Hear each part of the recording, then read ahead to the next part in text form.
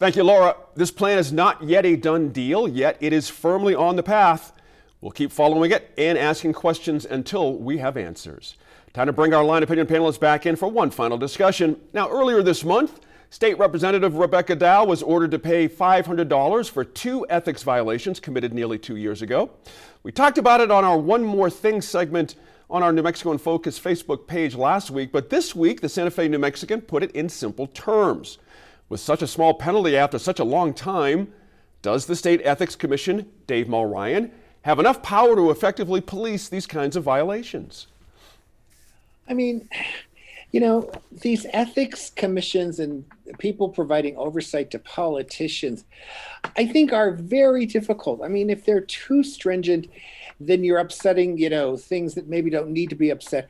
Ultimately, the voter decides who should be in office and who shouldn't be in office.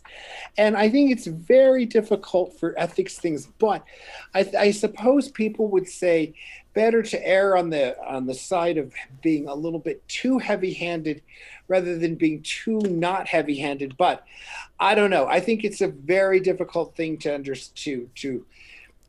If I have to answer your question, which I should, do they have enough enforcement power? I would say no. How's that? Good point there. Julia, the Commission's Executive Director, Jeremy Farris, you know him well, told the Santa Fe New Mexican that the agency works as a deterrent, not just because of potential fines, but also by being able to wrap somebody up in the time and expense of litigating an ethics case. Do you agree with that?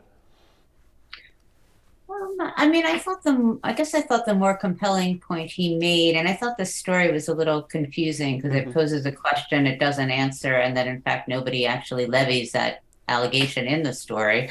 But, Ferris's point is we can only go as far as the laws go. And that to me seems true. They can't go above and beyond the actual fines and the actual laws.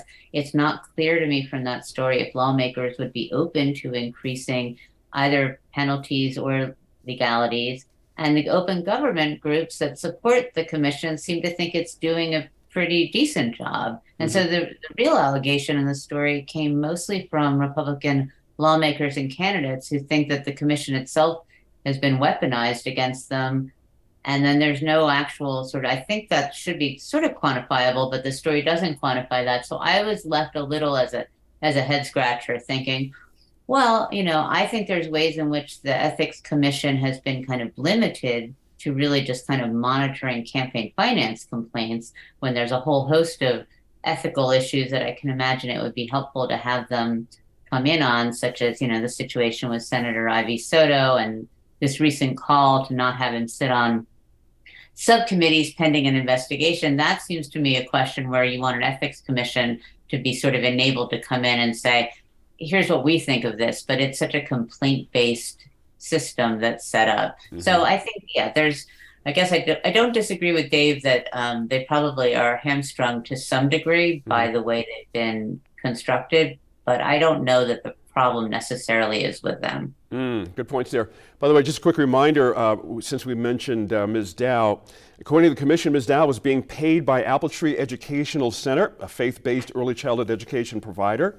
She founded in '99 while representing the nonprofit before numerous state agencies. She got dinged for two violations, $250 each.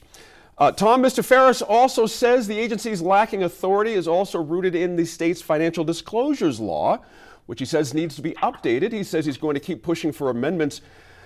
Does he have a point there?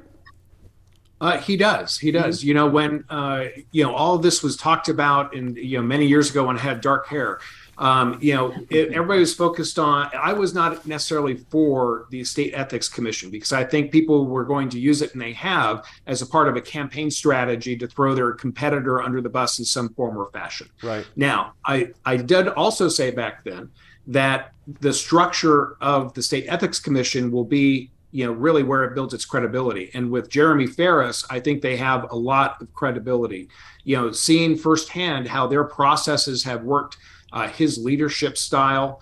If he says he needs to have more, access to more financial accountability as far as from the candidates or from elected leaders, rather, then I think that we need to have it. I think that Jeremy is a very good leader in that particular position. I'm not necessarily thrilled with the Ethics Commission as a whole because of what I said earlier, but I think he is the right person to kind of try and rein everything in.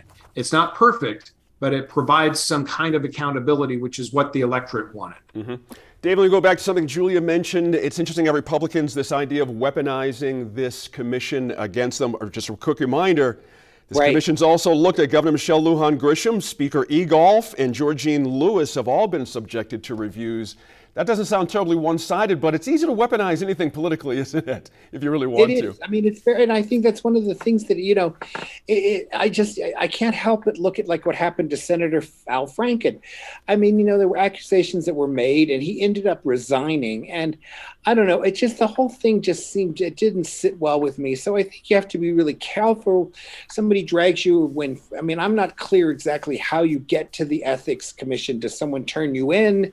Do they look around and it's very unclear. And I think that I'm sure it's very clear to the people that are doing it how you do it. But for the average voter, for the average citizen, we don't really understand how that commission works. So to me, more transparency and how it worked would be better.